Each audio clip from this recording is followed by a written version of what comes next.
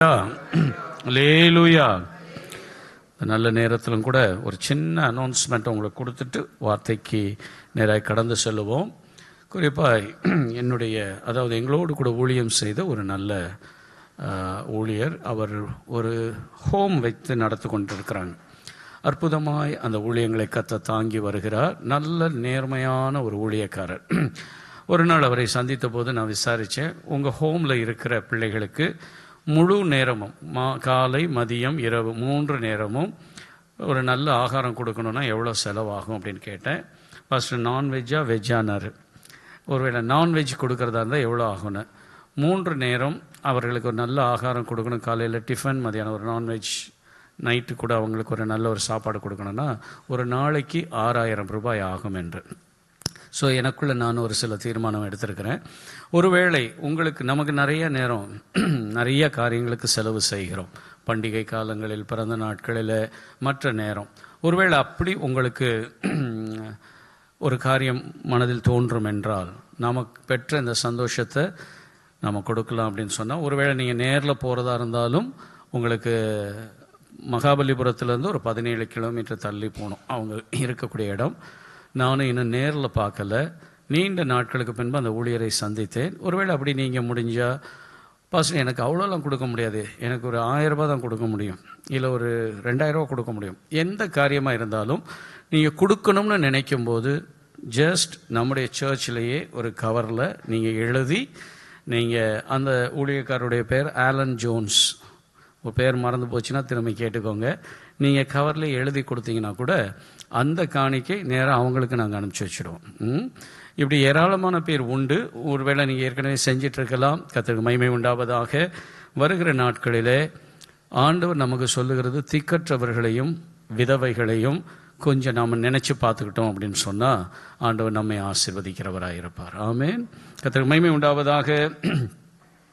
நீண்ட காலங்களுக்கு பின்பதாக, அதாவது ஏறக்குறைய ஒரு 20 ஆண்டுகளுக்கு பின்பதாக சிலரை சந்திக்க ஆண்டவர் ஒரு வாய்ப்பை ஏற்படுத்தி கொடுத்தார். அதற்காக ஆண்டவருக்கு ஸ்தோத்திரம். அந்த தாட் எங்கேருந்து தொடங்கிச்சு அப்படின்னு சொன்னால், என்னுடைய மகளுடைய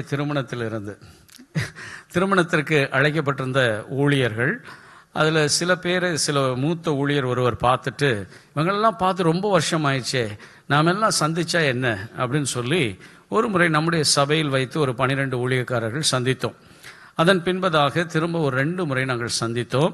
அப்படி சந்திக்க வாய்ப்பு கிடைத்த போது, நான் ஊழியத்துக்கு வந்த புதுசு, அதாவது வேதாகம கல்லூரியை முடித்து வந்த புதுசில் நான் ஒரு பேக்கப் சிங்கராக பின்னாடி நின்று பாடணும். அப்போ என்னை யார் பின்னாடி நிற்க வச்சாங்கன்னா, பாஸ்டர் ராஜா சாமுவேல். போனதுக்கு முந்தின வருஷம் கிறிஸ்மஸ்க்கு வந்தாங்க தெரியுமா? அதை போன கிறிஸ்மஸ்க்கு முந்தின கிறிஸ்மஸ் செலிப்ரேஷன் வந்திருந்தாங்க. அவங்க தான் முன்னாடி நின்று பாட்டு நடத்தினாங்க, பின்னாடி நின்று பாடினேன். அதுக்கு அடுத்ததாக பாஸ்டர் ஜெகில் எபிதாஸ் அப்படின்றவங்களுக்கு பின்னாடி நானும், அருமையாக இன்னைக்கு பிரசங்கிக்க போகிற ஊழியக்காரரும் நாங்களாம் நின்று பாடுவோம். பல நேரத்தில் அருமையான பாஸ்டர் கிருபராஜ் அவர்கள் பாடல்களை நடத்தும் போது ஆரம்ப ஊழியங்கள் அவர்களோடு கூட, அதாவது அந்த சீனியர் ஜூனியர் அதெல்லாம் காட்டாமல், அவங்க எப்போதுமே பார்த்தீங்கன்னா தன்னை சுற்றி இருக்கிற எல்லாரையும் சந்தோஷப்படுத்தக்கூடிய ஒரு நல்ல ஊழியக்காரர். நீண்ட காலங்களுக்கு பின்பதாக ஒருவர் நாங்கள் சந்திக்க ஆண்டவர் கிருபை கொடுத்தார். தேவனுடைய வார்த்தையை மிக ஆழமாக, தெளிவாக போதிக்கக்கூடியவர், நிதானமாக போதிக்கக்கூடிய ஒரு நல்ல ஆண்டவர் கிருபைகளை தந்திருக்கிறார். தொடர்ந்து பாஸ்டர் டேவிட் கிருபைராஜுக்காய் அவர் குடும்பத்திற்காக நீங்கள் ஜெபித்துக் கொள்ளும்படி அன்பாய் கேட்கிறேன். அவருடைய பெற்றோர் இருவருமே சுகவீனப்பட்ட நிலைமையில் அவர்களை இவங்க தான் முழுசாக பராமரிக்க வேண்டியிருக்குது. அவங்க தகப்பனார் அவர்கள் படுக்கை கிடையாக இருக்கிறார்கள். அவங்களுக்குரிய எல்லா பணிகளையும் செய்வது மாத்திரமல்ல, அவங்க தாயாரும் வயது மூப்பின் நிமித்தமாய் அவர்களுக்கு ஞாபக மறதிகள் உண்டு. அவர்கள் எல்லாத்தையும் கவனித்து முடிச்சுட்டு சபையையும் நடத்திவிட்டு அநேக வேதாகம கல்லூரிகளிலே அவர்கள் மாலை நேரங்களிலே போய் நல்ல ஊழியங்களை நிறைவேற்றி வருகிறார். ஆண்டவர் தாமே அவர் கொடுத்த குடும்பத்திற்காக, ஊழியங்களுக்காக நாம் தொடர்ந்து ஜெபிப்போம். இந்த வேளையிலும் அருமையான அழைப்பை ஏற்று, நான் 2 நாளைக்கு முன்னாடி தான் ஆக்சுவலாக பாஸ்டர் ஒரு சண்டே சர்வீஸ்க்கு இன்வைட் பண்ணணும்னு பிளான் பண்ணியிருந்தேன். ஆனால் என்னமோ தெரில, 2 நாளைக்கு முன்னாடி திரும்ப ஒரு அர்ஜ் இருந்துகிட்டே இருந்தது. ரொம்ப லேட் காலாக இருந்தாலும் கேட்டு பார்ப்போன்னு கேட்டபோது வரேன் அப்படின்னு சொல்லி அவங்க சந்தோஷத்தோடு ஏற்றுக்கொண்டாங்க. இந்த வேளையில் தேவனுடைய வார்த்தையை அவர்கள் நம்மோடு கூட பகிர்ந்து கொள்ளுவார்கள். கரங்களை தட்டி அருமையான பாஸ்டர் கிருபைராஜ் அவர்களை வரவேற்போமாக.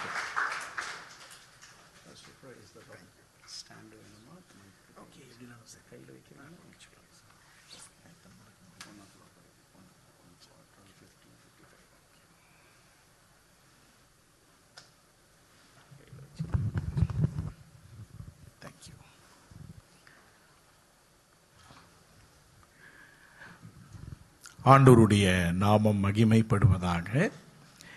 இந்த நல்ல காலை வேளையிலே GCM குளோபல் கிரைஸ்ட் மினிஸ்ட்ரீஸ் இந்த திருச்சபையிலே வந்து ஆண்டவருடைய வார்த்தையை பகிர்ந்து கொள்வதற்கு ஆண்டவர் கொடுத்த இந்த நல்ல நாளுக்காக நான் ஆண்டவருக்கு முதலாவது நன்றி சொல்ல விரும்புகிறேன். அது மட்டும் இல்லாமல் பாஸ்டர் ஜாஷ்வா அவர்களுக்காக ஆண்டவரை நான் துதிக்கிறேன். அவரும் நானும் ஒரே வேதாகம கல்லூரியில் படித்தோம். வேற வேற ஆண்டா இருந்தாலும் அவரோடு பழகக்கூடிய ஒரு வாய்ப்பை தேவன் எனக்கு தந்தார். அது மாத்திரம் இல்லாமல் ஒரே திருச்சபையில் ஊழியம் செய்வதற்கு வேற வேற ஏரியாவில் நாங்கள் இருந்தோம். ஊழியம் செய்வதற்கு ஒரு நல்ல அனுபவத்தை, அவரோடு பழகக்கூடிய அனுபவத்தை ஆண்டவர் எங்களுக்கு தந்தார். ரொம்ப நாட்கள் கழித்து கடந்த மாதத்தில் நடந்த ஒரு கூடுகையில் தான் அவரை மீண்டும் சந்திக்க, அவருடைய சகோதரன் எனக்கு ரொம்ப நல்ல பழக்கம், அவரையும் சந்திக்க ஆண்டவர் கிருபை செய்தார். ஆகவே இந்த நாளிலே அவர்கள் இந்த இடத்துல ஒரு நல்ல ஊழியத்தை நிறைவேற்றி கொண்டு வருவதை நான் கேள்விப்பட்டிருக்கிறேன். ஆனால் இன்றைக்கு ஆண்டவர் கிருபை செய்தார். அந்த இடத்துல வந்து உங்களுக்கு ஊழியம் செய்யும்படியான ஒரு வாய்ப்பை தேவன் எனக்கு தந்திருக்கிறார். ஆண்டவருக்கு நான் நன்றி சொல்றேன். ஆகவே இன்னும் ஒரு பெரிய வளர்ச்சியை தேவன் வைத்திருக்கிறார், ஒரு பெரிய பெருக்கத்தை வைத்திருக்கிறார். இது ஒரு ஆரம்பம் தான். ஆகவே ஆண்டவர் கொண்டு செல்லுகிற அந்த பாதை மிகவும் விசாலமாக இருக்கிறது. இந்த நாளில் நீங்கள் இந்த நேரத்தை எடுத்துக்கொண்டு ஆண்டவரோட சமூகத்தில் வந்து உபவாசம் பண்ணி ஜெபம் பண்ண நீங்கள் இங்கே வந்திருப்பதை குறித்து நான் மிகுந்த சந்தோஷம் அடைகிறேன். ஜெபிக்கிற மனிதர்களை ஆண்டவர் ஆசீர்வதிக்கிறார். ஆண்டவருடைய சமூகத்திலே நேரம் செலவழிப்பவர்களை தேவன் ஆசீர்வதிக்கிறவர். உங்கள் வாழ்க்கை, குடும்பம், பிள்ளைகள், எதிர்காலம் எல்லாவற்றிலும் ஆண்டவருடைய கரம் இருந்து நிச்சயம் நடத்தும் என்பதில் எந்தவித சந்தேகமும் இல்லை. ஆகவே இந்த நாளில் வந்திருக்கிற உங்களை நான் வாழ்த்துகிறேன். கர்த்தர் உங்களை தொடர்ந்து நடத்துவாராக. ஒரு சின்ன ஜெபம் பண்ணலாமா? ஒரு சின்ன ஜெபம் பண்ணுவோம். பிதாவே, இந்த வேலைக்காக நன்றி. இயேசு கிறிஸ்துவின் நாமத்தில் உம்முடைய சமூகத்திற்கு நாங்கள் வருகிறோம். இந்த நாளிலே ஆண்டவரே, உபவாசத்தோடு ஜெபத்தோடு உம் சமூகத்திலே நாங்கள் ஒருமித்து உம்மை நோக்கி பார்க்கிறோம். ஆண்டவரே, நீர் எங்களோடு பேசுவீராக. உம்மோடு இருக்கிற அந்த உறவிலே நாங்கள் வளர, அந்த அன்பின் உறவிலே நாங்கள் தொடர்ந்து முன்னேற, எங்கள் வாழ்வை குறித்து நீர் வைத்திருக்கிற தேவ திட்டம், தீர்மானங்களை ஆண்டவரே எங்கள் வாழ்க்கையில அறிந்து கொள்ள கிருபை செய்யுங்க. உம்முடைய கிருபையின் கரத்திலே நாங்கள் எங்களை தாழ்த்தி அர்ப்பணிக்கிறோம். நீரே பொறுப்பேற்று நடத்தும். இயேசு கிறிஸ்துவின் நாமத்தில் ஜெபிக்கிறோம் எங்கள் நல்ல பிதாவே. ஆமேன், ஆமேன். இந்த நாளில் நாம் ஆண்டவருடைய வார்த்தையை நாம் தியானிக்க போகிறோம். நாம் ஆண்டவரோட பேசுற நேரம் ஒன்று இருக்கிறது இல்லையா? அதே மாதிரி ஆண்டவர் நம்மோட பேசணும். அவர் என்ன பேசுகிறார் என்பதை நாம் என்ன பண்ணணும்? ரொம்ப மிக கவனமாக கேட்க வேண்டும். இது ஒரு இருவழி பாதை. ஆகவே நாம பேசினாலும் ஆண்டவர் என்ன நம்மோடு பேசுறார். இந்த ஜெப நேரத்துல நம்ம வாழ்க்கையை குறித்து, நம் குடும்பத்தை குறித்து, நம் எதிர்காலத்தை குறித்து எல்லாம் தேவன் நம்மோடு இடைபெறுகிற தேவனாக இருக்கிறார். எத்தனை பேர் அதை நம்புறீங்க? ஆமென். ஆகவே இங்க வந்திருக்கிற ஒவ்வொருத்தரையும் ஆண்டவர் நல்லா தெரிஞ்சு வச்சிருக்கிறார். உங்க வாழ்க்கை குறித்து தெரியும். ஏன் நான் போகின்ற சூழ்நிலை எவ்வளவு பெரிய கடினமான சூழ்நிலையா இருக்கு தெரியுமா பாஸ்டர் அப்படின்னு நீங்க கேட்கலாம். ஆனால் அந்த சூழ்நிலைகளுக்கு நடுவிலே தான் உங்களை வழி நடத்தி தம்முடைய சித்தத்தை, நோக்கத்தை நிறைவேற்ற வல்லவராக அவர் இருக்கிறார். உங்கள் குடும்பத்தின் மூலமாக அதை செய்ய போகிறார்.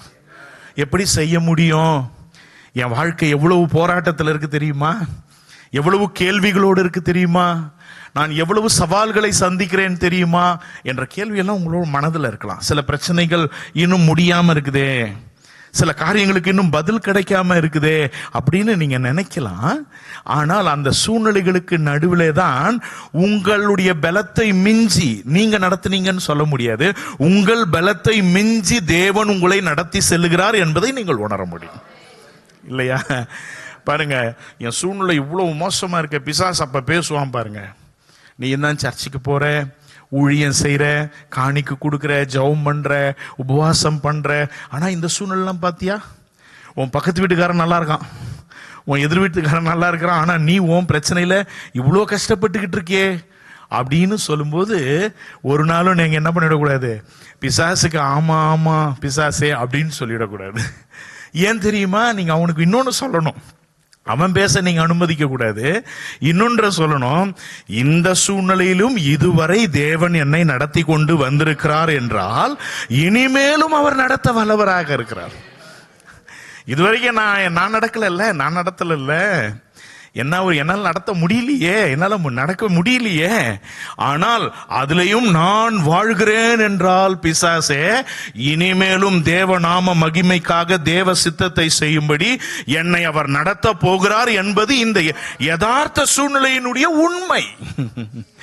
பாருங்க, அப்படி இருந்தாதான் நாம் என்ன பண்ண முடியும், வாழ்க்கையிலே தேவனுடைய உதவியை பெற்றுக்கொள்ள முடியும்.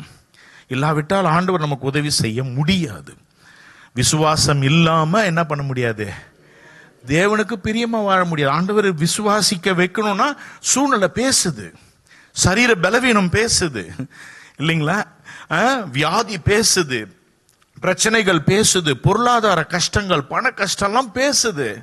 என்ன நீ என்ன பெரிய ஜீவனுள்ள தேவனை நீ வணங்குறேன்னு சொல்ற, ஆராதிக்கிறேன்னு சொல்ற, ஆனா உன் வாழ்க்கை பாத்தியா ஜீவனுள்ள தேவனை வணங்குற மாதிரியா இருக்கு?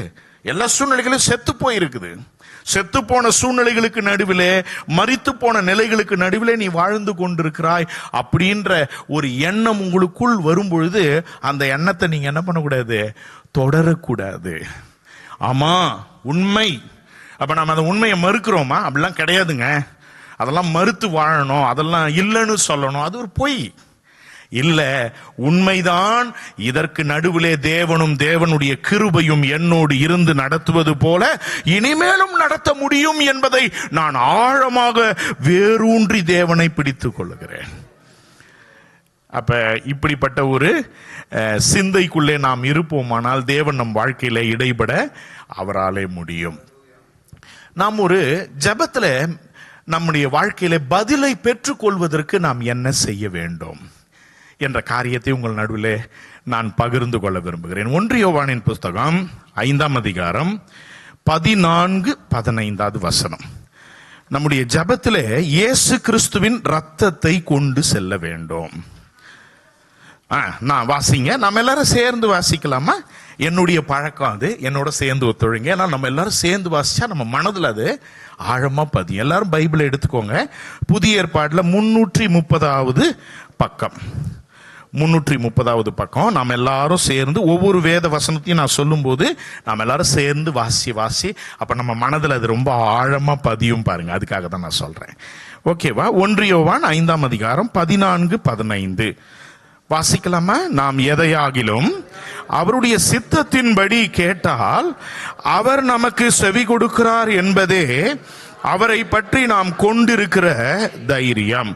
நாம் எதை கேட்டாலும் அவர் நமக்கு செவி கொடுக்கிறார் என்று நாம் அறிந்திருந்தோமானால் அவரிடத்தில் நாம் கேட்டவைகளை பெற்றுக்கொண்டோம் என்றும் அறிந்திருக்கிறோம். தேவனுடைய சமூகத்திலே வந்திருக்கிற நாம் இயேசு கிறிஸ்துவின் ரத்தத்தை எடுத்துக்கொண்டு ஆண்டவருடைய சமூகத்திலே நாம் செல்ல வேண்டும். அப்படியானால் என் வாழ்க்கை குறித்த தேவனுடைய சித்தத்தை அறிந்து ஜெபம் பண்ணணும். ஏன் ஜெபத்துக்கு பதில் வரல அப்படின்னா காரணம் என்னென்றால், நாம் தேவனுடைய சித்தத்தை அறியாமல் ஜெபிப்பதினாலே என்ன ஆகுது, நம்முடைய ஜெபத்திற்கு பதில் வராமல் போகிறது. நம்ம ஒவ்வொருத்தரை குறித்து தேவன் ஒரு மாபெரும் திட்டத்தையும் அவர் தீட்டி வைத்திருக்கிறார். அந்த தேவ சித்தம், தேவ திட்டத்தை நம் வாழ்க்கையில என்ன பண்ணணும், அறிந்து ஜெபம் பண்ணணும். எப்படி அறியறது? தெரியலையே பாஸ்டர், நான் என்ன வேலை செய்யணும்னு தெரியல, என்ன பிசினஸ் பண்ணணும்னு தெரியல, அல்லது வாலிப பிள்ளைகளா இருக்கும், யாரை கல்யாணம் பண்றதுன்னு தெரியல. பிள்ளைகள் இருக்கிறவங்க இந்த பிள்ளைகளுக்கு எந்த ஸ்கூல்ல போடணும், எந்த காலேஜில் போடணும், அந்த பிள்ளைங்களுக்கு வாழ்க்கை, திருமண வாழ்க்கையை அமைத்து தரணும், யார் சரியான ரைட் பார்ட்னர், யார் சரியான துணைன்னு அமைச்சு தரணும். இந்த தேவ சித்தம்லாம் என்னால் கண்டுபிடிக்க முடியலையே அப்படின்னா, தேவ சித்தத்தை கண்டுபிடிப்பதற்கு ஒரே உபகரணம் நம் கையில் இருக்கிற வேதாகமம் தான் தேவனுடைய சித்தத்தை அறிய முடியும். தேவனுடைய வார்த்தை தான் தேவனுடைய சித்தத்தை வெளிப்படுத்துகிறது. தேவ சித்தம் எப்படி தெரியணுங்க? நிறைய பேர் பாருங்க, நிறைய இடத்துக்கு ஓடுறாங்க. அவர் என் தலைமையில கை வச்சு ஏதாவது சொல்ல மாட்டாரா, அவர் ஏதாவது சொன்னா அவர்கிட்ட இருந்து நான் கேட்டு என்ன பண்ணுவேன், தேவ சித்தத்தை அறிந்து கொள்வேன். தேவையே இல்லை. அப்படியானாலும் அவங்களெல்லாம் நம்ம ரொம்ப கீழே மட்டமா பேசுறோமா? இல்லை இல்லை இல்லை, அந்த அர்த்தத்தில் நான் சொல்லலை. ஆனால் ஒவ்வொரு பிரச்சனைக்கும் அவரை தேடி ஓட முடியுமா? இன்றைக்கு கிறிஸ்தவ விசுவாசிகள் பாருங்க, அதுக்கு நேரத்தை செலவு பண்றாங்க. ஆட்டோவை பிடிச்சி, பஸ்ஸை பிடிச்சி, காரை வச்சுக்கிட்டு ஓடி போய் அவர்கிட்ட கேட்கலாம். அடுத்த பிரச்சனை வருமே, என்ன செய்யறது? ஆனால் கவலையே பட வேண்டாம்.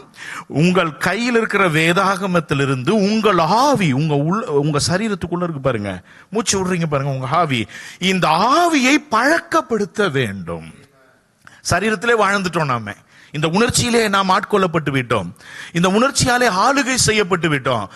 இந்த உணர்ச்சி சொல்றதையே கேட்கிறோம். சூழ்நிலை மோசம்னு இந்த சரீர உணர்ச்சி சொல்லுது, பாக்கெட்ல பணம் இல்லைன்னு உணர்ச்சி சொல்லுது, வியாதி அதிகமா இருக்குன்னு உணர்ச்சி சொல்லுது, குடும்பத்துல சமாதானம் இல்லைன்னு உணர்ச்சி சொல்லுது.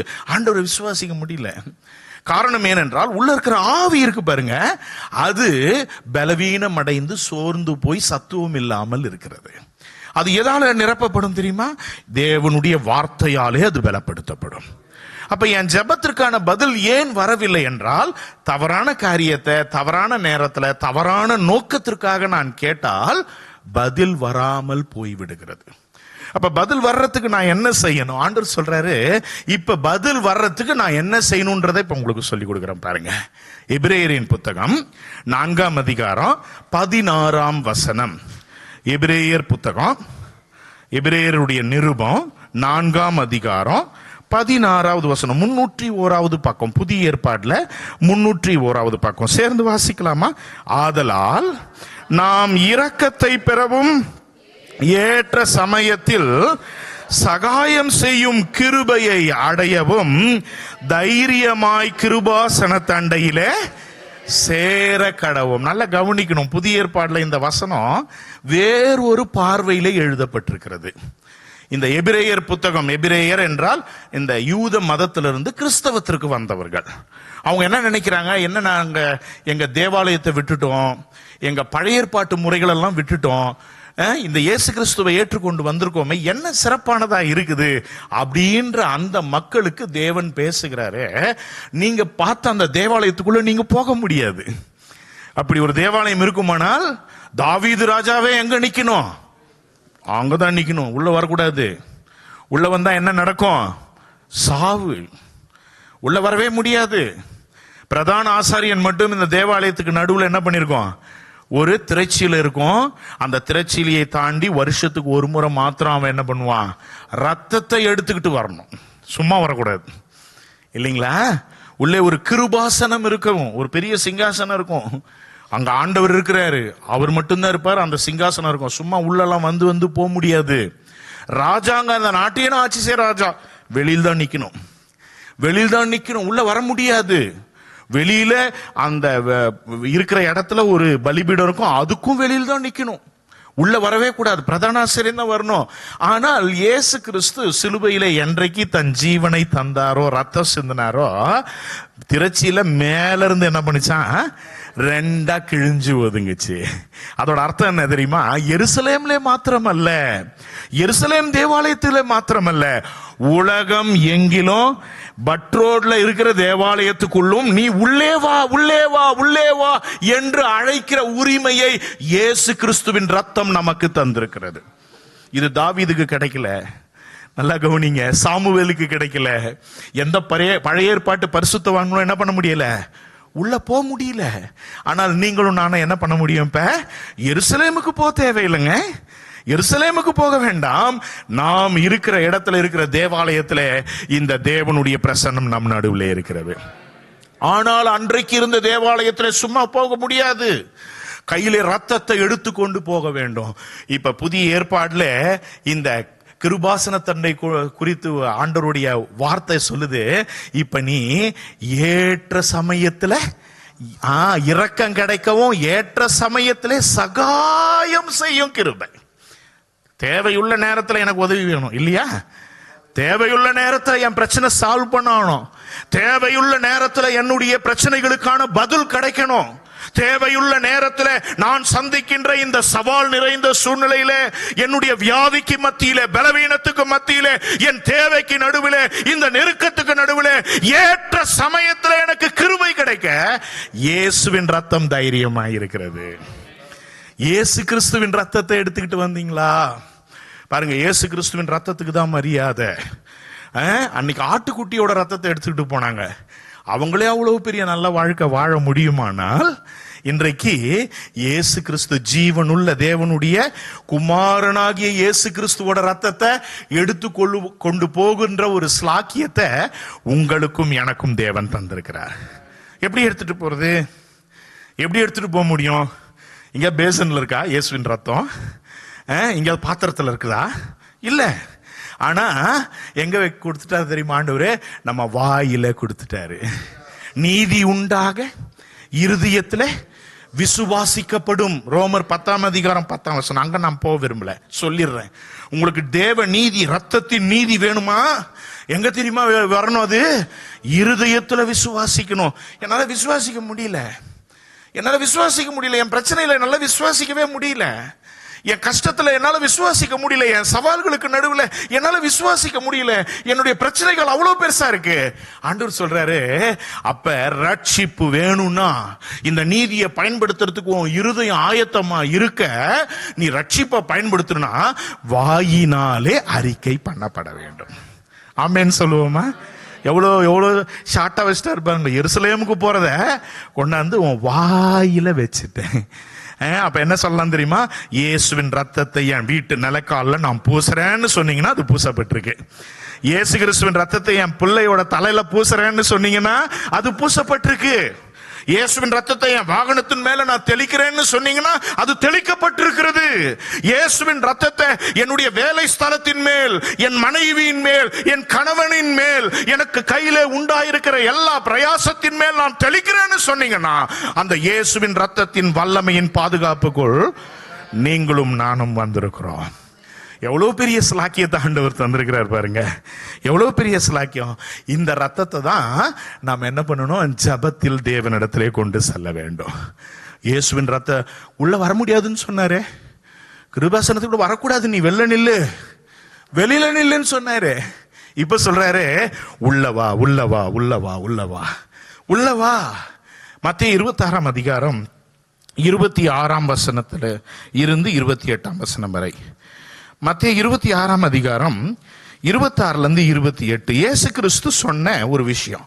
இந்த ரத்தத்தை குறித்த சத்தியத்தை நாம் தியானிக்கிறோம். எடுத்துக்கொள்ளாம 41வது பக்கம், புதிய ஏற்பாடுல 41வது பக்கம், மத்தேயு 26 26 28 எடுத்துக்கிட்டீங்களா? வாசிக்கலாமா? அவர்கள் போஜனம் பண்ணுகையில் இயேசு அப்பத்தை எடுத்து ஆசீர்வதித்து அதை பிட்டு சீஷர்களுக்கு கொடுத்து, நீங்கள் வாங்கி புசியுங்கள், இது என்னுடைய சரீரமாய் இருக்கிறது என்றார். பின்பு பாத்திரத்தையும் எடுத்து ஸ்தோத்திரம் பண்ணி அவர்களுக்கு கொடுத்து, நீங்கள் எல்லாரும் இதிலே பானம் பண்ணுங்கள், இது பாவ மன்னிப்புண்டாகும்படி அநேகருக்காக சிந்தப்படுகிற புது உடன்படிக்கைக்குரிய என்னுடைய. ஒரு வார்த்தையை அவர் பயன்படுத்துறார் பாருங்க, புது உடன்படிக்கை. சொல்லுங்க, புது உடன்படிக்கை. இயேசு கிறிஸ்து கடைசி உணவு வேலை பஸ்கா பண்டிகை ஆரம்பிக்க போது, அப்ப அவங்களுடைய சீஷர்களோடு சேர்ந்து அந்த விருந்துல அவர் சொல்றாரு, இன்றைக்கு இரவிலிருந்து எது ஆக்டிவேட் ஆக போகுது தெரியுங்களா? புது உடன்படிக்கை. அப்ப என்ன அர்த்தம்? பழைய உடன்படிக்கை ஒண்ணு இருக்குதுன்னு அர்த்தம். உடன்படிக்கையில பழசு ஒண்ணு இருக்குதா? இருக்குதுன்னு அர்த்தம். அதுதானே அர்த்தம். அப்ப அந்த பாத்திரத்தை எடுத்து அவர் சொல்றாரு, இன்னையிலிருந்து புது உடன்படிக்கை ஆரம்பிக்குதுன்னா இனிமேல் பழைய உடன்படிக்கை செத்து போச்சு. பழைய உடன்படிக்கைக்கு இனிமேல் என்ன பண்ணல, இனிமேல் அதற்கு எந்த வேலிடிட்டியும் கிடையாது, எந்த செயலாக்கம் செய்வதற்கான வாய்ப்பும் கிடையாது. இன்னைக்கு இரவிலிருந்து அந்த புது உடன்படிக்கை என்ன ஆயிடுச்சு, இது ஆரம்பமாகி விட்டது. இஸ்ரவேல் மக்களும் ரத்தத்தின் அடிப்படையில் தான் என்ன பண்ணாங்க, தேவனை தொழுது கொண்டார்கள். ஆண்டவர் அவங்கள பார்த்து சொன்னாரு, நீ வருஷத்துக்கு ஒரு முறை என்ன பண்ணணும், ஒரு குறிப்பிட்ட மாதத்துல 14ஆம் தேதி ஒரு வயசு ஆட்டை எடுத்து, அது பழுது இல்லாம இருக்கணும், அது குருடோ நொண்டியோ இருக்கக்கூடாது, அதை எடுத்து அதை சாயந்தர வேலையில அதை அடித்து அதோட ரத்தத்தை நீ என்ன பண்ணணும், கொண்டு வந்து உன்னோட வீட்டிலோட மேல் பகுதி, மேல் சட்டத்துல சைட்ல எல்லாம் என்ன பண்ணணும், அதை பூசணும். கீழே பூசக்கூடாது, ஏன்னா கால் மிதிச்சு போற, அங்க என்ன பண்ணக்கூடாது, பூசக்கூடாதுன்னு சொல்லிட்டு அன்றைக்கு இரவு என்ன பண்ணணும், நீயும் உன் மனைவி பிள்ளைகள்லாம் வீட்டுக்குள்ள போய் கதவை லாக் பண்ணிக்கணும், வெளியில வரக்கூடாது. பண்ணாம அந்த அடித்த ஆடை என்ன பண்ணணும், இறைச்சிய நெருப்புல சுட்டு புளிப்பில்லாத அப்பம், கசப்பான கீரை இதெல்லாம் வச்சு என்ன பண்ணணும், அந்த இரவு நீ சாப்பிடணும். எதற்காக? அவங்க ஒரு உடன்படிக்கையில இருந்தாங்க. அந்த உடன்படிக்கையின் அடையாளம் இது. ஒவ்வொரு உடன்படிக்கைக்கும் அடையாளத்தை தேவன் தந்தார் பாருங்க.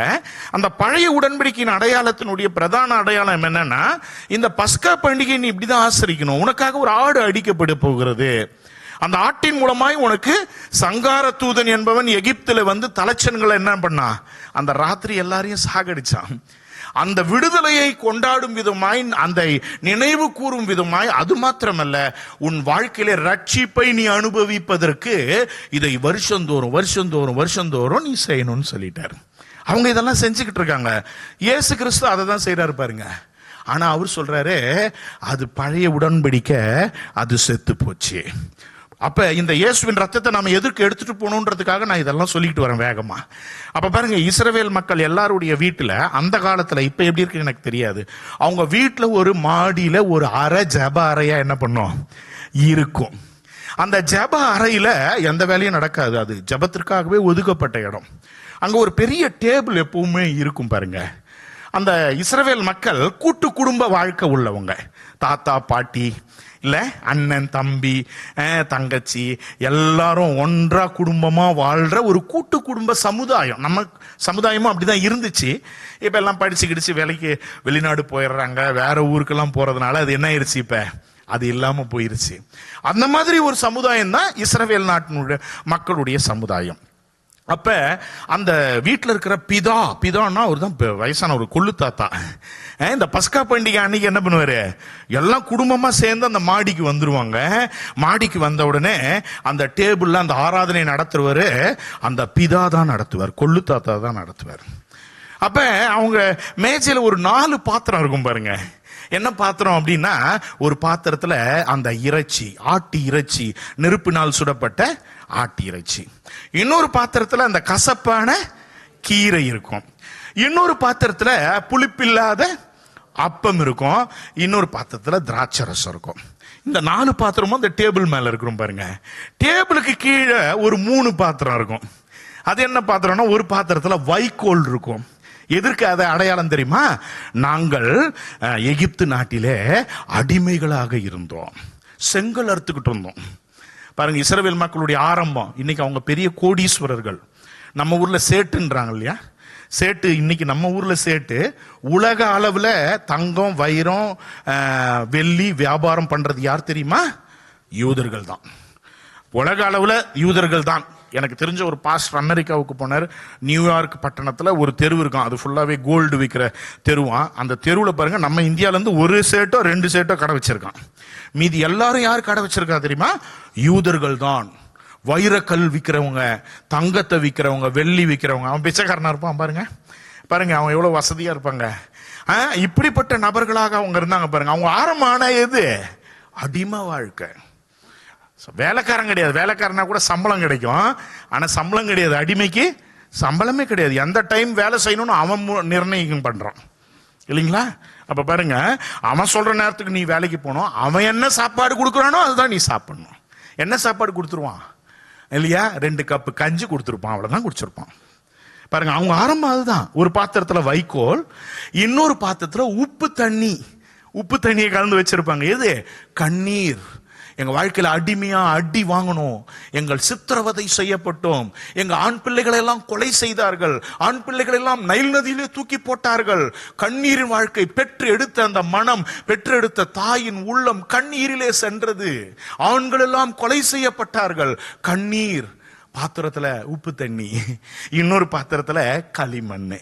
எதை குதிக்கிறது? நாங்க செங்கல் எடுத்து தான் எங்க வாழ்க்கைய ஆரம்பிச்சோம். எங்களுடைய வாழ்க்கையை எப்படி ஆரம்பித்தது? இதெல்லாம் டேபிளுக்கு கீழே மறைஞ்சிருக்குது. இயேசு கிறிஸ்து ஒரு வீட்டுல என்ன பண்றாரு? பஸ்கா பண்டிகை ஆசரிக்க போறாரு. அவர் என்ன செஞ்சிருக்கணும்? ஆட்டிறைச்சி தானே எடுத்திருக்கணும், கசப்பான கீரை தானே எடுத்திருக்கணும், இல்லைங்களா? அவர் என்ன செஞ்சார் தெரியுங்களா?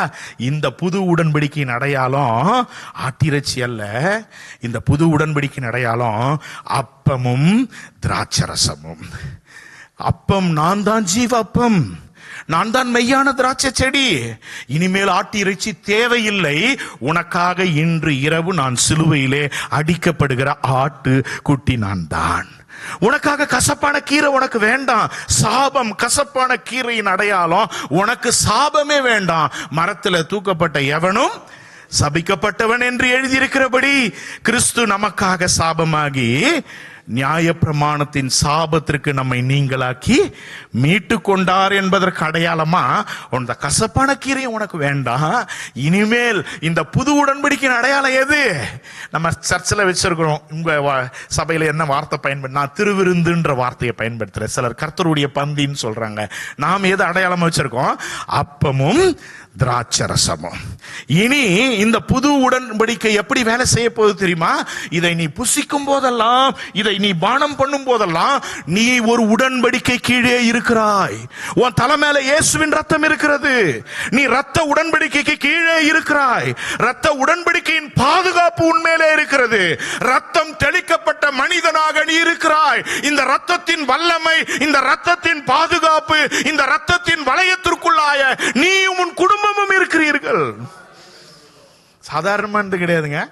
வெறும் ஆடு, அது ரத்தத்தையும் அங்க பூசினப்ப சங்கார தூதன் என்ன பண்ண முடியல, உள்ள வர முடியல. இயேசுவின் ரத்தம் அதை விட மேன்மையானதா? ஆமா, இயேசு கிறிஸ்துவின் ரத்தம் அதை விட மேன்மையான ஒரு ரத்தத்தின் வாழ்க்கைக்கு உங்களையும் என்னையும் தேவன் அழைத்திருக்கிறார். ஏன் இந்த ரத்தத்தை நாம எடுத்துட்டு போகணும்னு சொல்றீங்க பாஸ்டர்? ஏன் ஜபத்துல இயேசுவின் ரத்தத்தை எடுத்துக்கிட்டு வரேன்?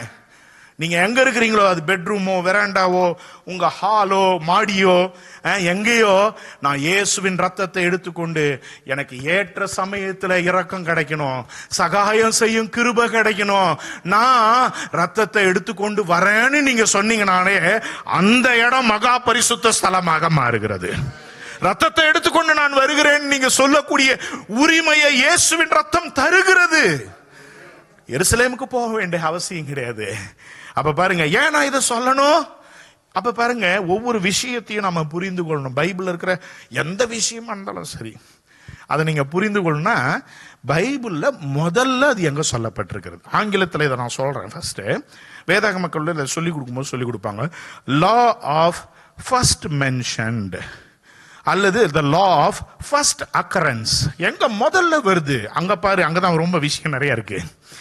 எங்க பைபிள்ல ரத்தத்தை குறித்து, உடன்படிக்கை குறித்து எங்க முதல்ல சொல்லப்பட்டிருக்கிறதோ அந்த இடத்த என்ன பண்ணு பாரு. எங்க பைபிள்ல முதல்ல இயேசுவினுடைய மரணத்தை பத்தி, ரத்த சிந்துவை பத்தி சொல்லப்பட்டிருக்கு தெரியுங்களா? ஆதியாகமம் 3ஆம் அதிகாரம் 15ஆம் அதிகாரத்துக்கு 15ஆம் வசனம், மன்னிக்கணும் 15ஆம் வசனத்துக்கு திருப்பலாமா? நம்ம எல்லாரும் சேர்ந்து வாசிக்க போறோம். ஆதியாகமம் 3ஆம் அதிகாரம் 15ஆம் வசனம். ஆதியாகமம் 3:15. முதல் பைபிள்ல முதல் இடம், முதல் சொல்லப்பட்டதின் பிரமாணம் எங்க சொல்லப்பட்டிருக்க ரத்தத்தை பத்தி பாருங்க, வாசிக்கலாம். எடுத்துக்கிட்டீங்களா? 4வது பக்கம் பைபிள்ல முதல் ஆதியாகமத்துல 4வது பக்கம் வாசிக்கலாமா? உனக்கும் ஸ்திரீக்கும் உன் வித்துக்கும் அவள் வித்துக்கும் பகையை உண்டாக்குவேன், அவர் உன் தலையை நசுக்குவார், நீ அவர் குதிகாலை. பாருங்க, இயேசு கிறிஸ்து யார்? அவரு யார்? அவர் அவர்னு வருது. திடீர்னு பேசிக்கிட்டு இருக்க சமயத்துல அங்க நடக்கிற சம்பவமே வேற. திடீர்னு அவர் யாரு சொல்றா? ஆண்டவரே சொல்றாரு, பிதாவாகிய தேவனே சொல்றாரு. நீ என்ன பண்ண போற? இந்த பெண் ஏவாளை ஏமாத்தினல்ல, இவளை ஏமாத்தி தானே என்ன பண்ண? இந்த பூமியில மரணம் என்ற வல்லமைய இந்த பூமியில வரவிட்ட. நல்லா இருந்தாங்க, சந்தோஷமா ஆதாமும் ஏவாளும் ஏதேன் தோட்டத்தில் இருந்தாங்க, எந்த பிரச்சனையும் இல்லாம இருந்தாங்க. ஆனா இந்த பிசாசு அவங்களுக்கு அவனுடைய வார்த்தையை அவங்களுக்கு தந்தான். என் வார்த்தையை கேளுங்க, அவர் சொன்னதெல்லாம் கேட்காதீங்க, நான் சொல்றதுதான் உண்மை அப்படின்னு அவன் வார்த்தையை சொல்லி ஆண்டவர் எதை கூடாது என்று சொன்னாரோ அதை இவங்க என்ன பண்ணாங்க? செஞ்சாங்களா? ஆனா ஆண்டவர் முன்னாலேயே சொல்லிட்டாரு, இதை நீ செய்யற நாள்ல சாகவே. பாத்தீங்களா இந்த 2 அதிகாரம் 17 வசனம் 2:17 பாருங்க. நீ எதை வேணா செய்ப்பா ஏதேன் தோட்டத்துல. நீ இந்த பக்கம் போலாம், ஆப்பிள் இருக்குது, இந்த பக்கம் போலாம், நீ மாதுளை செடி இருக்குது, இந்த பக்கம் போலாம், நீ என்ன பண்ணலாம், திராட்சை இருக்கு, எல்லாமே இருக்கு. ஆதியாகமம் 2:17 வாசிக்கலாமா? எடுத்து வாசிக்கலாமா? எல்லாம் சத்தமா வாசிங்க. ஆனாலும்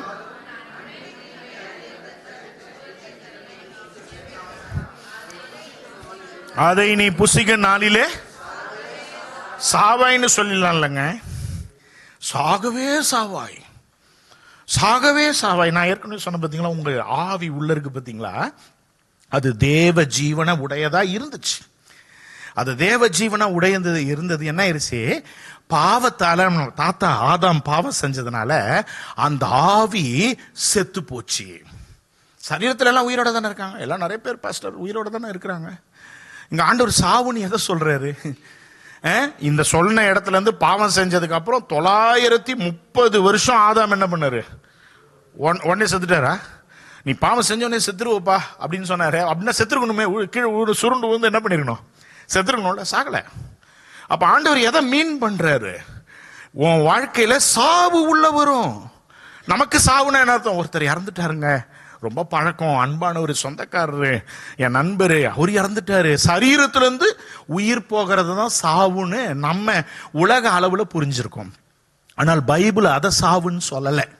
தெரியுமா உங்களுக்கு? அது கடைசியில நடக்க போகுது. அது கடைசியில் நடக்குது. எதை சாவுன்னு சொல்றாரு? திரும்ப 3ஆம் அதிகாரத்துக்கு வாங்க. சாவுனா என்னன்னு, நீ சாகவே சாவாய்ப்பா, இதை செய்யாதன்னு சொன்னவரு இப்ப செஞ்ச பிற்பாடு எப்படி சாவுறன்னு சொல்றாரு பாருங்க. 16ஆம் வசனம் 3, 16, 17, 18, 19 வாசிக்கலாமா? அவர் ஸ்திரீயை நோக்கி, நீ கர்ப்பவதியாய் இருக்கும் போது உன் வேதனை மிகவும் பெருக பண்ணுவேன், வேதனையோட பிள்ளை பெறுவாய், உன் ஆசை உன் புருஷனை பற்றி இருக்கும், அவன் உன்னை ஆண்டு கொள்ளுவான். பின்பு அவர் ஆதாமை நோக்கி, நீ உன் மனைவியின் வார்த்தைக்கு செவி கொடுத்து புசிக்க வேண்டாம் என்று நான் உனக்கு விலக்கின விருட்சத்தின் கனியை புசித்தபடினால் பூமி உன் நிமித்தம் சபிக்கப்பட்டிருக்கிறோம். நீ உயிரோடு இருக்கும் நாளெல்லாம் வருத்தத்தோட அதன் பலனை புசிப்பாய், அது உனக்கு முள்ளும் குறுக்கும் முளைப்பிக்கும். வெளியின் பயிர் வகைகளை புசிப்பாய். நீ பூமியில் இருந்து எடுக்கப்பட்டபடியால் நீ பூமிக்கு திரும்ப மாட்டோம். உன் முகத்தின் வேர்வையால் ஆகாரம் புசிப்பாய், நீ மண்ணா இருக்கிறாய், மண்ணுக்கு திரும்புவாய் என்றார். கடைசி வரி தான் சொல்லுது சாவை பத்தி, நம்ம அர்த்தம் கொள்ளுகிற சாவு. ஆனா ஆண்டவர் சொல்றாரு, இதெல்லாம் சாவு. இனிமேல் கணவன் மனைவி உறவு எப்படி இருக்க போகுது தெரியுமா? நீ அவனை பற்றி கொண்டிருப்ப, அவன் உன்னை காலுக்கு கீழே வச்சிருப்பான். எவ்வளவு மோசம் பாருங்க. இன்னைக்கு நிறைய குடும்பங்கள் அப்படி சொல்றாங்கல்ல, நான் தான் புருஷன், நான் சொல்றதுதான் நீ என்ன பண்ணும். ஆமா, நீங்க தான் புருஷன், யார் இல்லைன்னு சொன்னது. ஆனா அவனோட ஐடென்டிட்டியை காமிக்க விரும்புறான், அவனோட அடையாளத்தை காமிச்சிக்க விரும்புறான். நான் சொல்றத நீ கேளு இல்லைங்களா? அவன் அவளை பற்றி இருப்பாளாம். ஐயோ, இவன் தான் எனக்கு தஞ்சம், இவனை நான் நேசிக்கிறேனே, இவனை நான் அன்பு கூறுறேனே, அவன் புரிஞ்சிக்க மாட்டானே இல்லைங்களா? முதல் சாவு எங்க விழுந்தது பாருங்க? குடும்பத்துல விழுந்துருச்சு இல்லைங்களா? குடும்ப வாழ்க்கை எப்படி ஆயிருச்சு? ரொம்ப மோசமாயிருச்சு. அதுக்கு முன்னாடி ரொம்ப அன்பா இருந்தாங்க. ஏன்னா இவங்க அந்த சாவை அனுபவிக்காதனால தேவன் அவங்களுக்கு தகப்பனா இருந்தாரு. பாருங்க, தேவனிடத்துல போக போக அன்பு பெருகிடுச்சு. ஒரு கணவர் என்ன பண்ணாரா, அவரோட பர்ஸ்ல மனைவியோட போட்டோ வச்சிருந்தாராம். மனைவியோட போட்டோ ஒருவேளை நீங்க கூட வச்சிருந்துருக்கலாம் சில பேர். ஒரு நாள் மனைவி அதை எடுத்து பார்த்துட்டு இருக்கிறாங்க. கணவனோட பர்ஸை எடுத்து பார்க்கும்போது அவங்களோட போட்டோ அதில் இருக்குதே. அவங்களுக்கு ரொம்ப சந்தோஷமாயிடுச்சு. பரவாயில்ல, நம்ம ஹஸ்பண்டு நம்மளை எவ்வளோ நேசிக்கிறாரு, நம்ம போட்டோ அதில் வச்சிருக்கிறாரு அப்படின்னு அவங்களுக்கு சந்தோஷமாயிட்டு கணவன் கிட்ட கேட்டாங்களாம், என்ன ரொம்ப நீங்க நேசிக்கிறீங்களா அப்படின்னு. கணவனுக்கு ஒண்ணுமே புரியல. என்ன திடீர்னு வந்து இந்த கேள்விலாம் கேட்கறாளே அப்படின்னு. ஏம்மாண்ணா? இல்லை, உங்கள் பர்ஸை பார்த்தேன், அந்த பர்ஸில் என்ன இருக்குது, என் ஃபோட்டோ நீங்கள் வச்சுருக்கிறீங்க. அப்போ கணவன் சொன்னானா, இல்லை இல்லை, நான் எப்பெல்லாம் கஷ்டப்படுறேனோ, எப்பெல்லாம் வேதனையை சகிக்கிறேனோ, எப்பெல்லாம் பாடுகள் வருதோ, அப்பெல்லாம் உன் ஃபோட்டோவை எடுத்து நான் பார்த்துப்பேன். அப்போ மனைவி ரொம்ப சந்தோஷப்பட்டாங்களாம். பரவாயில்லையே, கஷ்டம் வர்றப்பெல்லாம் என்ன பார்க்குறீங்களே, கஷ்டம் வர்றப்பெல்லாம் என்ன பார்த்துக்கிறீங்களே அப்படின்னா. இல்லைம்மா, இவ்வளோ பெரிய கஷ்டத்தையே மல்லு கொடுத்து நீ வாழ்ந்துட்ட, இந்த கஷ்டம்லாம் ஒரு பெரிய கஷ்டமே இல்லை அப்படின்னு ஒரு தைரியம் வரும் போட்டோவை பார்த்த உடனே. அங்கே என்ன நடந்திருக்கும்னு உங்களுக்கு தெரியும், நான் சொல்ல வேண்டியது என்னங்க. அதுதான் இங்கே நடந்துச்சு. இதுதான் நான் வேற மாதிரி சொன்னேன். என்ன ஆயிடுச்சு, அவன் அவளை பற்றி கொண்டிருப்பாளாம், ஆனா அவன் இவளை ஆண்டு கொள்ளுவான். ரெண்டாவது என்ன தெரியுமா, நீ உயிரோடு இருக்கும் நாளெல்லாம், இந்த பூமியில நீ உயிரோடு இருக்கிற நாளெல்லாம், ஒரு மாசம் சம்பளத்தை நீ பார்க்கணும்னா, ஒரு பிசினஸ் பலனை நீ பார்க்கணும்னா, நீ வருத்தத்தோடு தான் அதன் பலனை பார்ப்ப. வருத்தத்தோடு தான் நீ பார்ப்ப. நான் சொல்றது இதெல்லாம் உங்களுக்கு எல்லாருக்குமே புரியும் இல்லையா? பணம் சம்பாதிக்கிறது சாதாரணமானது இல்லை. முன்னாடி எப்படி இருந்தான் அவன்? அப்படி இல்லை. பணத்தை நம்பி அவன் வாழல, வேலையை நம்பி அவன் வாழல, தேவனை நம்பி வாழ்ந்தான். தேவன் சொன்னார் ஏதேன் தோட்டத்துக்கு போ, தேவன் சொன்னார் அந்த வேலையை நீ செய். அவர் கூட இருந்து சொல்லிக்கிட்டே இருக்காரு. அங்க போய் அந்த இடத்துல நீ ஆப்பிள் தோட்டத்தை இன்னும் கொஞ்சம் பெருசாக்குப்பா, பண்படுத்தவும் காக்கவும் வைத்தார். அவனை சாப்பாட்டுக்காக வேலைக்கு போல. நீங்க 2வது அதிகாரத்தை நல்லா வாசிச்சு பாருங்க. இப்ப என்ன தெரியுமா, ஆண்டவர் சொல்லிட்டாரு, இனிமேல் நான் உன் கூட இருக்க முடியாது, வழிகாட்டுற நான் உன் கூட இருக்க முடியாது. இனிமேல் உன் வாழ்க்கை எப்படி இருக்க போகுது தெரியுமா? நீ பலனை பார்க்கணும்னா, உன் கையில நீ பணத்தை பார்க்கணும்னா, உன் உழைப்புக்கான ஊதியத்தை பார்க்கணும்னா, உன் பிசினஸ்ல இருந்து லாபத்தை நீ பார்க்கணும்னா, வருத்தத்தோடு தான் நீ பலனை பார்ப்ப. எவ்வளோ, இதுதான் சாவுன்றார் ஆண்டவரே, சொல்றாரு சாவுன்றாரு இல்லைங்களா? அடுத்தது சொல்றாரு, அது முள்ளும் குறுக்கும் நீ ஓடி ஓடி ஓடி உழைப்ப. ஏனென்றால் அது விவசாய பதத்துல சொல்லப்பட்டிருக்கு. ஓடி ஓடி உழைப்ப, ஆனா அது அதோட பலனை தராது. வேஸ்ட். சுத்துவ பெட்ரோலை போட்டுன்னு வேஸ்ட். வேலை மாங்கன்னு உழைப்ப செய்வ, வேஸ்ட். முள்ளும் குறுக்கும். யார் நட்டது முள்ள? சும்மா ஒரு இடத்த காலியா நீங்க போடுங்களேன். நீங்க சும்மா ஒரு இடத்த காலியா போடுங்களேன்.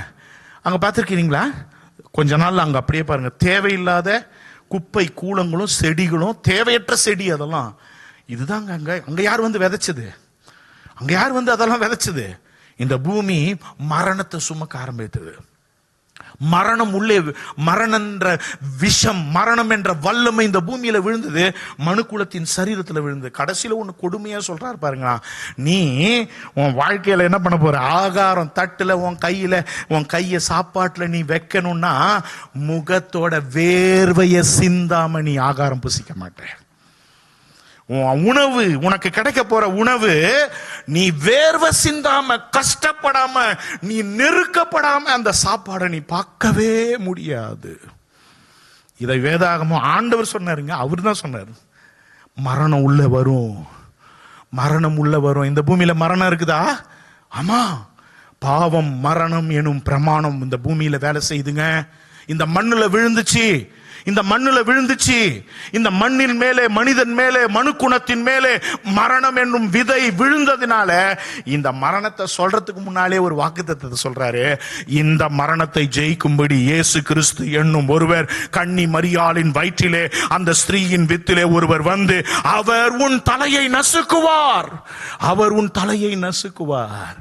அருமையானவரே, நீங்க உபவாசம் பண்ணி இந்த நாள்ல ஜெபம் பண்ண வந்திருக்கிறீங்களே, இந்த மரண விஷம் விழுந்த பூமியில இருந்துதான் உங்களையும் என்னையும் தேவன் வேறு பிரித்திருக்கிறார். இந்த மரண விஷம் விழுந்த பூமி, மரண விதை விழுந்த பூமி, பிசாசின் வார்த்தையை கேட்டு நம்முடைய ஆதி பிதா ஆதாம் அந்த மரண விதையை ஏற்றுக்கொண்டு மரணத்தை தன் சரீரத்திலும் இந்த பூமியிலும் விதைக்க அனுமதி கொடுத்து விட்டான். ஆண்டவருக்கு நல்லா தெரிஞ்சு போச்சு, இதுக்கு காரணமானவன் யார் தெரியுமா? பிசாசு. அவனுடைய ஆளுகை கீழே இந்த பூமி வந்தது. பாருங்க, ஆங்காங்கே இப்படிப்பட்ட கூட்டத்தை மீண்டும் ஜீவனை பெற்றுக் கொள்ளும்படி அழைத்திருக்கிறார். ஆங்காங்கே திருச்சபைகளை நிறுவி, ஆங்காங்கே ஊழியங்களை நிறுவி, எதற்காக? மனிதன் இழந்து போன ஜீவனை, மனிதன் அனுமதித்த மரணத்தை விட்டு விலகி ரட்சிக்கப்படும்படி இயேசுவின் ரத்தத்தால் நீங்களும் நானும் மீட்டுக் கொள்ளப்பட்டிருக்கோம்.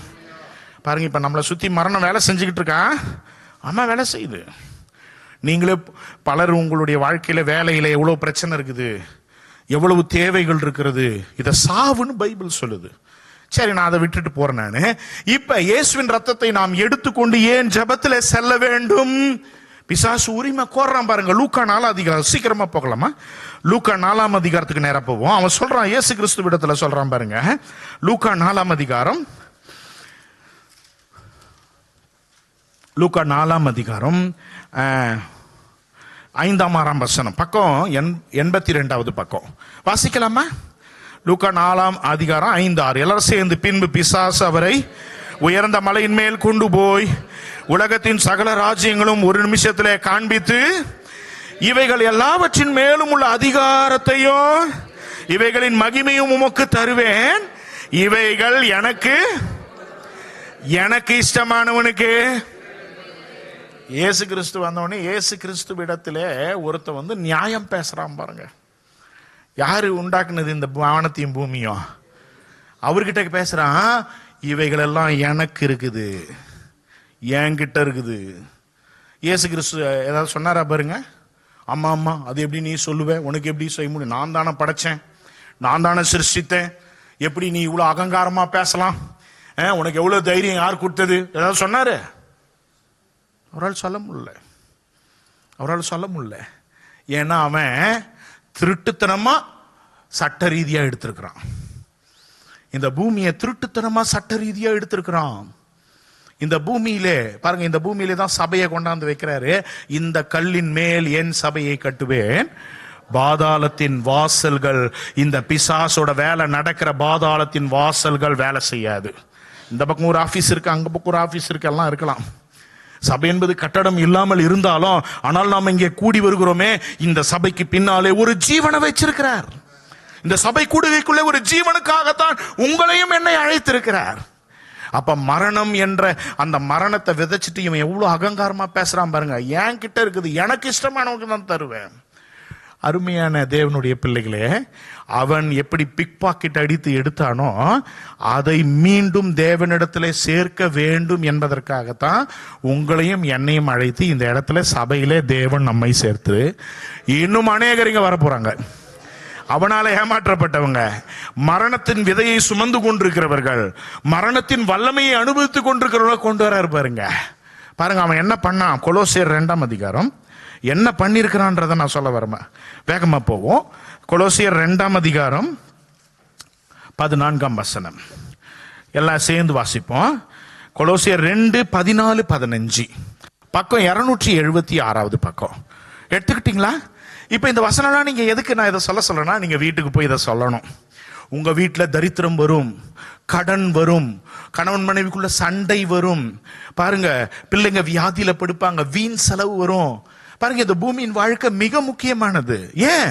நான் தேவ சித்தத்தை செய்ய போறேன், தேவனுடைய நோக்கத்தை செய்ய போறேன். இந்த பூமியில நாம எதுக்கு இருக்கிறோம்? இந்த பூமியில நாம எதற்காக வந்தோம்? சும்மா இருந்துட்டு போவா? இல்லங்க, இந்த பூமியில உங்களை கொண்டு தேவன் ஒன்றை செய்ய போகிறார். தேவனுடைய ராஜ்யத்தை கட்ட போகிறார், தேவனுடைய சித்தத்தை செய்ய போகிறார். உங்க குடும்பம் தேவைப்படுகிறது, உங்கள் குடும்பத்தின் மூலமா தான் அவர் செஞ்சாகணும். அப்ப உங்க குடும்பத்துக்குள்ள மரணம் இருக்கக்கூடாது, மரணம் என்ற வல்லமை இருக்கக்கூடாது. இப்ப இந்த வசனத்தெல்லாம் நீங்க உங்க வாயில சொல்லணும் இல்லையா? வாசிக்கலாமா? கொலோசியர் 2:14-15 நமக்கு எதிரடையாகவும் கட்டளைகளால் நமக்கு விரோதமாகவும் இருந்த கையெழுத்தை குலைத்து அதை நடுவில் இராதபடி எடுத்து சிலுவையின் மேல் ஆணி அடித்து துரைத்தனங்களையும் அதிகாரங்களையும் முறிந்து கொண்டு வெளியரங்கமான கோலமாக்கி அவைகளின் மேல் சிலுவையிலே வெற்றி சிறந்தார். ஆமேன் சொல்லுவோமா? இப்ப வாயால எடுத்து நீங்க ரத்தத்தை சொல்ற போது இதையும் சொல்றீங்க. என்ன? உங்களுக்கு எதிராக, நமக்கு எதிராக என்ன பண்ணிட்டானா? பத்திரம் பண்ணிட்டான். நீ அடிமை. பாருங்க, ஒரு கட்டணம் ஒருத்தர் ஆளுக்கு சொந்தம், ஒரு இடம் ஒரு ஆளுக்கு சொந்தம்னா எப்படி அதை நிரூபிக்க முடியும்னா, அவங்க கிட்ட அந்த பத்திரம் இருக்கும்.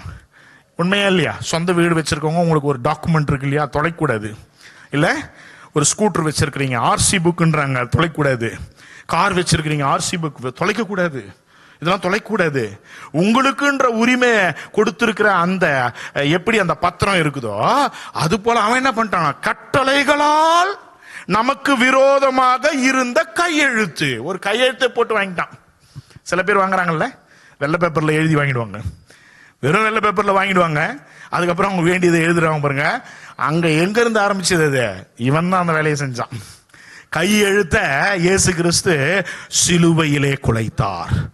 குலைத்து அந்த பத்திரத்தை என்ன பண்ணாராம், அதை நடுவிலிராதபடி எடுத்து கிழிச்சு போட்டு எடுத்து இயேசு சிலுவையில சாக மட்டும் இல்ல, அந்த சிலுவையில நமக்கு எதிராக போடப்பட்ட கையெழுத்து சிலுவையிலே அடிக்கப்பட்டு விட்டது. அப்புறம் துரைத்தனங்களையும் கவனிக்கிறீங்களா? துரைத்தனங்களையும் அதிகாரங்களையும் உரிந்து கொண்டு வெளியரங்கமான ஒரு ரவுடி இந்த இடத்துல வந்து எல்லா வீட்லயும் வந்து டெய்லி காசு கேட்டே இருக்கிறான்னு வச்சுக்கோங்க. எப்படி இருக்கும் உங்களுக்கு? தினம் வந்து மிரட்டுறான். அவன் கூட 4 பேரை கூட்டு வந்து பெரிய பெரிய ஆயுதங்களை கையில வச்சு டெய்லி எனக்கு பணம் கொடுக்கணும், டெய்லி எனக்கு காசு கொடுக்கணும். ஒரு நாள் கொடுப்பீங்க, 2 நாள் கொடுப்பீங்க, டெய்லி கேட்கறான், வாரம் கேட்கறான், மாசம் கேட்கறான். எப்படி இருக்கும் உங்களுக்கு? யாரெல்லாம் எதுக்குறாங்களோ அவங்கள என்ன பண்ணுவான், அவள்தான் அடிச்சு கொலையே செய்வான், வெட்டுவான் கையில் இருக்க ஆயுதத்தால. ஆனா ஒரு நாள் அந்த ரவுடி அந்த ஏரியாவே மிரட்டி வசூல் பண்ணிட்டு இருந்தவன், அந்த ஏரியா மக்களையே பயமுறுத்திக்கிட்டு இருந்தவன், ஒரு ஆள் வந்து அவனை என்ன பண்றாரு, அவன் ஷர்ட்டெல்லாம் கிழிச்சு அவனை அம்மனமா ஆக்கி அப்படியே இந்த பட் ரோட்ல ஓட வச்சா நீங்கெல்லாம் எப்படி பார்ப்பீங்க? அப்பா, இன்னையோட இந்த பிரச்சனை முடிஞ்சிச்சுன்னு நினைக்கிறீங்களா? இந்த மூல பாஷையில அப்படிதான் போட்டிருக்கு. துரைத்தனம்னா ரவுடிசம், துரைத்தனம் அதிகாரம், நியாயமானது அதிகாரம், ரெண்டுத்தையுமே அவன் செய்வானாம் பாருங்க. ரெண்டுத்தையுமே அவன் செஞ்சவனை என்ன பண்ணாரான் இயேசு கிறிஸ்து உரிந்து கொண்டுனா அவனை அம்மனமாக்கி சிலுவையிலிருந்து அவனை ஓட விட்டார். சத்தமா சொல்லுங்க, ஓட விட்டார். அப்ப பிசாசு வேலை செய்யறானே பாஸ்டர், எப்ப வேலை செய்வான் தெரியுமா? அறியாமையில் இருக்கிறவங்கள தான் ஏமாத்தி வேலை செய்ய வைப்பான். என்ன புரியுதுங்களா? அறிவில்லாதவங்க. ஓசியா 4:6 சொல்லுது, என் ஜனங்கள் என்ன சங்கரமாகறாங்க, பில்லி சூனியத்தால் சங்காரமாகிறார்கள், பிசாசினால் சங்காரம். இல்ல இல்ல இல்ல, அறிவு வரல.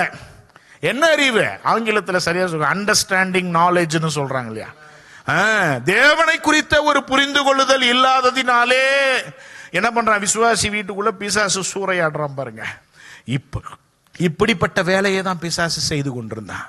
அது உங்க வீட்டுல மரணத்தை தெளிக்குது, மரண விஷத்தை விதைக்குது, மரணத்தை சொல்லுதுங்க, மரணத்தை சொல்லி இருக்குது.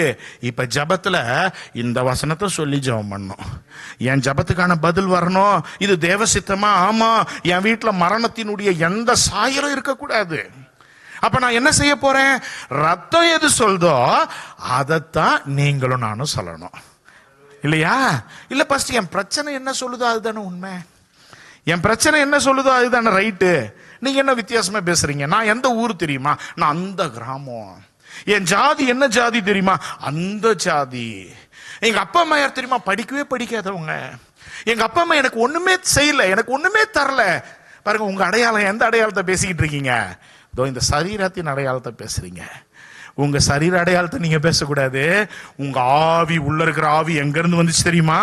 தேவனிடத்துல இருந்து வந்த ஆவி, அதோட அடையாளத்தை தான் பேசணும். இந்த அட்ரஸ் இல்ல உங்க அட்ரஸ், உங்க அட்ரஸ் அந்த அட்ரஸுங்க. நாசியில ஊதுனார், ஆதாமோட நாசியில என்ன பண்ணாரு ஆண்டவரே? ஊதுனாரு. அவன் என்ன ஆனா? ஜீவ ஆத்துமாவானான். பாருங்க, அங்க இருந்து தான் வந்தது. மனுஷனுக்கு அழிவு கிடையாதுங்க, அவனுக்கு அழிவு இந்த சரீரம் தான் அழிவு. ஒரு நாள் செத்தவொடனே என்ன பண்றாங்க? பாஸ்டரை கூப்பிட்டு பெட்டி வாங்கி உள்ள வச்சு அவ்வளவுதான் முடிஞ்சது, போயிட்டாரு. இல்லைங்க, அவர் போல, அவர் சரீரம் தான் போயிருக்குது, அவரு அங்க போறாரு, அவரு அங்க போறாரு. டிரான்ஸ்பர், ஓகேங்களா? டிரான்ஸ்பர். பாருங்க, ஒருத்தர் வந்து ஆபீஸ், புது ஆபீஸ் கட்டியிருக்கிறார். இந்த ஒரு பொக்கே ஒன்று ஆர்டர் பண்ற கம்பெனிக்கு 2 ஆர்டர் வந்திருக்குது. வந்து அவங்க என்ன பண்ணிருக்கிறாங்க, ஒரு வீட்டுக்கு ரீத் அனுப்பணும், என்ன பண்ணுங்க, ஒரு வீட்டுக்கு ரீத் அனுப்பிடுங்கன்னு சொல்லி முன்னால் greetings, congratulation for the new location அப்படின்னு அதில் போட்டிருக்கு. இன்னொன்றுல RIPன்னு போட்டிருக்குது, ரெஸ்ட் இன் பீஸ். இவர் ஆஃபீஸ் திறந்துருக்கிறார், இன்னொரு வீட்டில் சாவு நடந்திருக்குது, பொக்கே மாறிடுச்சு. அங்கே எல்லாம் சாவுல அழுதுன்னுக்குறாங்க, ரீத் வருது, congratulation for new location. Right, பரவாயில்ல, அவங்க புரிஞ்சுக்கினாங்க, ஓ இவர் பரலோகத்துக்கு போயிருக்காருன்னு. நம்ம நண்பர் அழுத்தினாங்க, அவர் அனுப்பிச்ச பொக்கே வேற, இவங்க மாத்திட்டானுங்க. ஆபீஸ் காட்டினவங்க கிட்ட RIPன்னு போய் சேர்ந்தா, ரெஸ்ட் இன் பீஸ்ன்னு சேர்ந்தா அவனுக்கு எப்படி இருக்கும் யோசிச்சு பாருங்க. அட பாவிகளை, ஆரம்பிக்கிற முதல் நாளே ரெஸ்ட் இன் பீஸா? யோசிச்சு பாருங்க. அப்ப சரீரம், நம்ம சரீரம், இந்த இந்த எலும்பு சதை ரத்தம்லாம் என்ன பண்ணுது, இங்க விட்டுட்டு போயிடுறோம், ஆவி அங்க போகுது. ஆனா அதுக்கு முன்னால் நம்ம ஒண்ணு செய்ய வேண்டியிருக்கு. இந்த ரத்தம் என்ன பேசுதோ அதைத்தான் நம்ம பேசணும். இல்லைங்க, என் சூழ்நிலை என்ன பேசுது, என்கிட்ட பணம் இல்லையா அது என்ன பேசுது, என் பிள்ளைக்கு கல்யாணம் பண்ண முடியலையா அது என்ன பேசுது, எனக்கு வேலை இல்லையா அது என்ன பேசுது, நான் வேலைக்கு போறேன் ஆனா எனக்கு வருமானமே இல்லை, நான் என்ன பேசணும்? அதெல்லாம் பேசக்கூடாது, அதெல்லாம் பேசக்கூடாது. அப்ப பொய்ய நீங்க சொல்லி கொடுக்குறீங்களா? இல்லைங்க, இயேசு கிறிஸ்து உங்களுக்காக எனக்காக இப்போ ஒரு ஊழியத்தை செய்யறாரு. அவருடைய ரத்தத்தை எங்க கொண்டு போனாரு? மேல கொண்டு போய் இப்ப பிதாவின் சமூகத்துல தெளித்து தெளித்து உங்க பேரை சொல்லி சொல்லி ஜெபம் பண்ணிட்டு இருக்காரு. நீங்க வேற ஒண்ணு பேசின்னு இருக்க கூடாது. எபிரேயர் 12ஆம் அதிகாரம் 24ஆம் வசனம். எபிரேயர் 12ஆம் அதிகாரம் 24ஆம் வசனம். சேர்ந்து வாசிக்கலாமா? பக்கம் 310 பக்கம். இதை வாசி முடிக்க போறோம்.